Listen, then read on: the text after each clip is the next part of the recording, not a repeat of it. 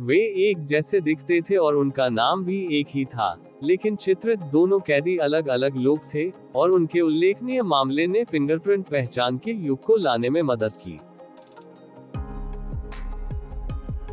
दाईं ओर के व्यक्ति का नाम विल वेस्ट था, बाईं ओर के व्यक्ति का नाम विलियम वेस्ट था, और उन दोनों को 100 साल पहले कैंसस के लीवेनवर्थ पेनिटेंटरी में जेल की सजा सुनाई गई थी। 1903 में विल वेस्ट के आगमन से जेल में रिकॉर्ड क्लर्क को काफी भ्रम हुआ, क्योंकि उन्हें विश्वास था कि उन्होंने 2 साल पहले ही उस पर कार्रवाई कर दी थी। Clerk M.W. मैक्लोरी ने विल वेस्ट से पूछा कि क्या वह पहले कभी जेल गया था। वेस्ट ने कहा कि उसने ऐसा नहीं किया।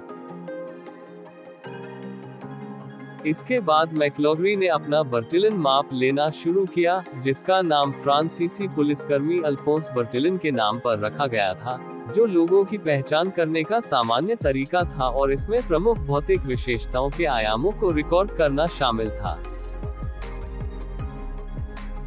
मैक्लोरी ने उस व्यक्ति के जेल जाने से पहले ही उसे आश्वस्त कर लिया था। उसने अपने फाइलिंग सिस्टम में उसका नाम देखा और एक विलियम वेस्ट को पाया, जो हर मामले में तस्वीरों में विल वेस्ट के समान दिखता था। उन्होंने वही बर्टिलोन माप भी साझा किया।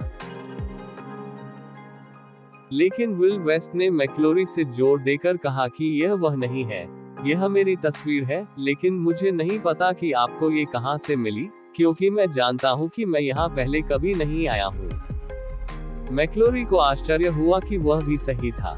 विलियम वेस्ट बिल्कुल अलग व्यक्ति था, और वास्तव में उसे हत्या के आरोप में 2 साल पहले जेल में भर्ती कराया गया था। इस मामले ने बर्टिलन पद्धति की खामियों को उजागर किया, और अमेरिकी अधिकारियों को फिंगरप्रिंट की ओर मुड़ने में ज्यादा समय नहीं लगा। इसके प्रणेता स्कॉटलैंड यार्ड के सार्जेंट थे। जॉन के फेरियर की मुलाकात 1904 में सेंट लुइस विश्व मेले में मैक्लोरी से हुई थी, जब वह क्राउन ज्वेल्स की रखवाली कर रहे थे, जो दौरे पर थे।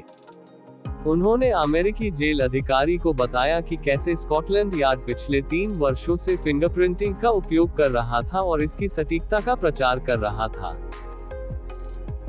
तकनीक मैक्लोरी को बेच दी गई, पर निर्देश दिए जाने के बाद उन्होंने इसे लीवेनवर्थ जेल में पेश किया। कुछ ही समय बाद अमेरिका का पहला राष्ट्रीय फिंगरप्रिंट भंडार स्थापित किया गया।